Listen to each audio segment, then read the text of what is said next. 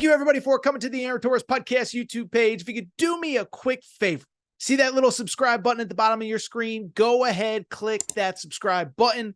Really does help our channel grow, our audience grow, and I really do appreciate it more than you know. So click that subscribe button. Appreciate your support. Now, here's the video that you came here for. A little bit of a follow-up from a story that we covered late last week involving the Arkansas Razorbacks first-year head coach John Calipari. All that good stuff. But it was Friday afternoon, and it's crazy. You just never in this industry know what's going to blow up and catch people's attention.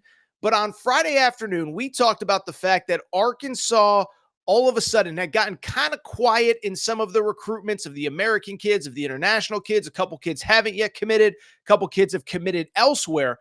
But last Friday, we talked a little bit about the idea that Arkansas was now pursuing potentially two of the best European prospects in, overseas, two players that are projected as lottery picks in the 2025 NBA draft.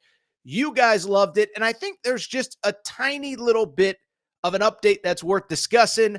Yeah, you know what we're talking about right now. That's right. The Big Pig European invasion. The Big Pig European invasion. You can go ahead and get your Big Pig invasion tees at AirTorresOnline.com/merchandise. Make sure you're following our social media page as well, Torres on the Hogs on Twitter. All right, so let's go ahead and get in. Last week, we talked about two players specifically, guard from France, Nolan Traore, as well as a guard / kind of wing player, Egor Demin from Russia. Want to go ahead and start with the update on Egor Demin because it feels like there is a lot more smoke in Egor Demin's corner than there is in Nolan Traore. I got a little bit of an update on him that I think is worth sharing there. But Egor Demin, first of all, in terms of who he is, 6'8", probably more of a guard, kind of a playmaker at 6'8". He's not a forward. He's not a back to the basket guy. He's not a center. He's not the no. This is a guy, new age, 6'8", can handle the ball, can step out, can shoot threes, can pass the ball, can distribute, can run your offense. I'm not saying he's a point guard, but he can kind of do all those things that the new age kind of wingish type players can do, right? Well, he is very talented, one. And it's not just my opinion. I mean, you talk to the NBA draft people. As I said a minute ago, he is projected as one of the top players in the 2025 NBA draft.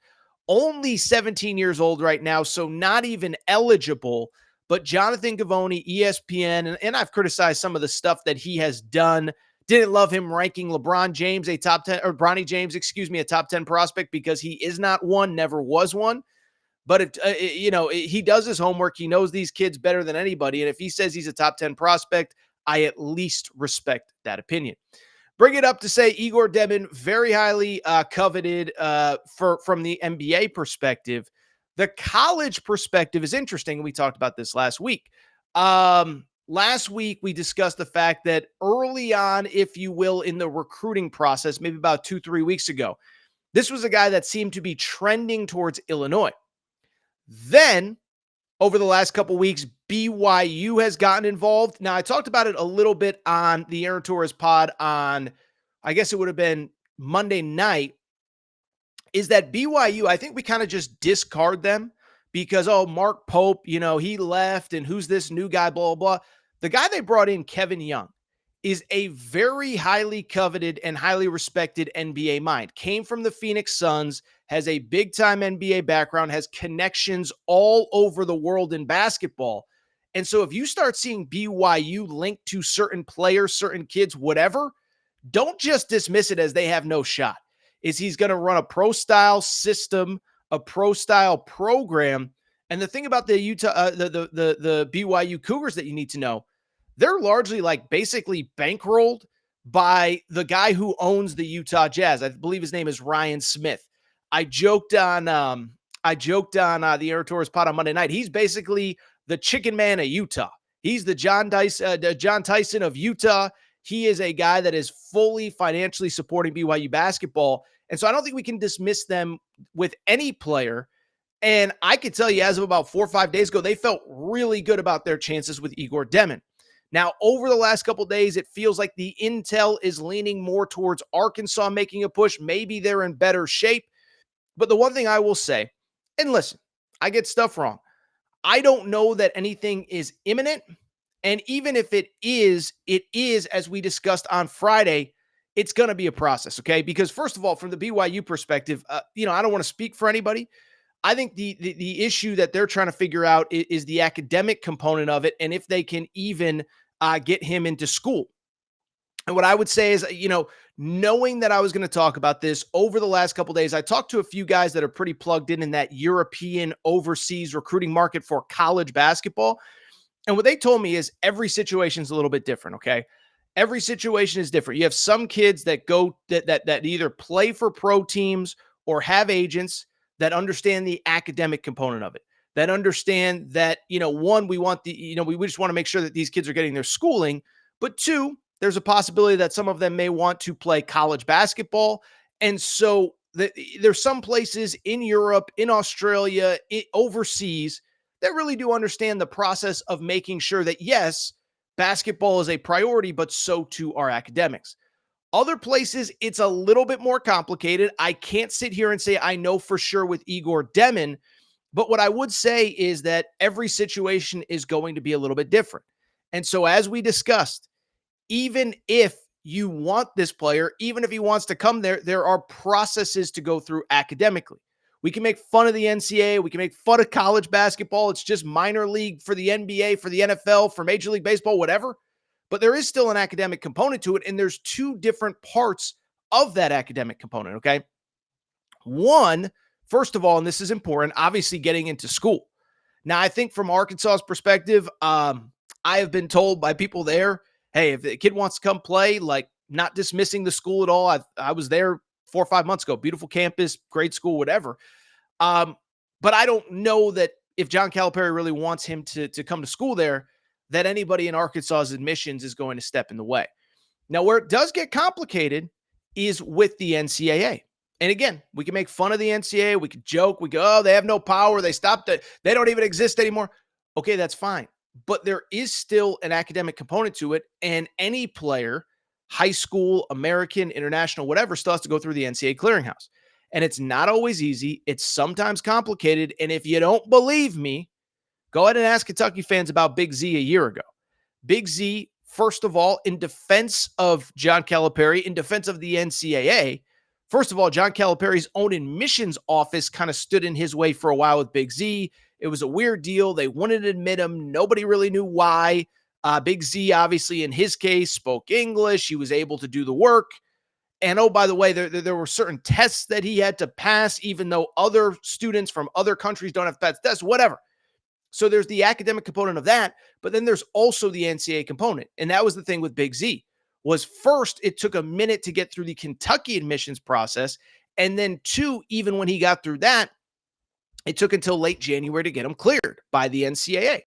And so I'm not saying that's what's going to happen with Egor Demin, even if he commits to Arkansas. What I am saying is it's probably a little bit more complicated.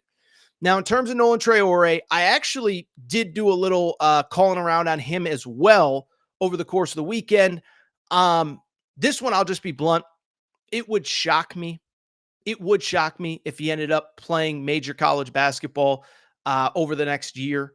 And by the way, same as Egor Demin, super talented, projected as a top 15 pick in the 2025 NBA draft.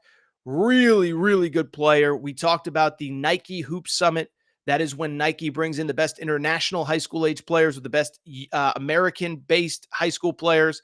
They play a game. Nolan Traore was arguably the best player on the court, certainly the best player on the court for the international team. Now, in terms of his college recruitment, why I don't think it's going to happen, there's a few reasons. One, he's kind of already gone through the college recruiting process.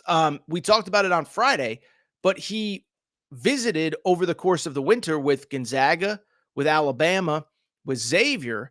And so even then, I kind of sat back and said, well, wait a second now.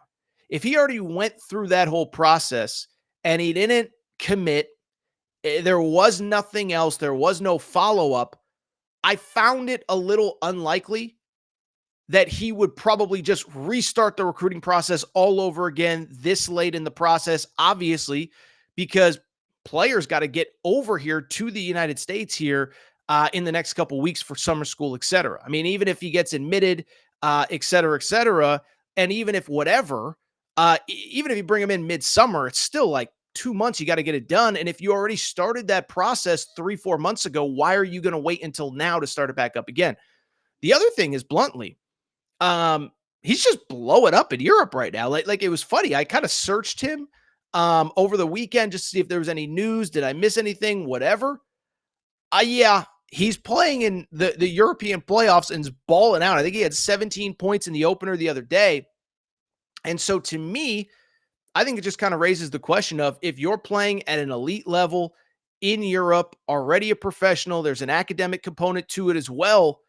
Do you need to come overseas? Now, maybe the money ends up being so good that you can't say no. But one, if you're playing in the highest levels in Europe, the money is probably pretty good. Two, there's obviously all the complications that we talked about last week with contract buyouts, et cetera, et cetera. But I just don't know if you're having success at the highest level, the reason you want to come overseas is for more exposure, more opportunity, more this, more that. I hate to say it, most international players, they don't dream of playing college basketball. But if it's going to help them kind of in the process of getting to the NBA, then they seriously consider it. It's why Big Z came. It's why a couple of the guys that ended up at UCLA came over the last year or so. If Nolan Traore is already a projected top 15 pick, if he is already, blowing up on American soil at the Nike Hoop Summit, I don't know that this is no disrespect. I don't know that coming to Arkansas is going to help at all. I don't know if it's going to change anything. I don't know if it's going to improve his draft stock. So to me, it's more likely that he stays. I've even heard maybe the possibility of going to Australia to play one more year. Australia has that,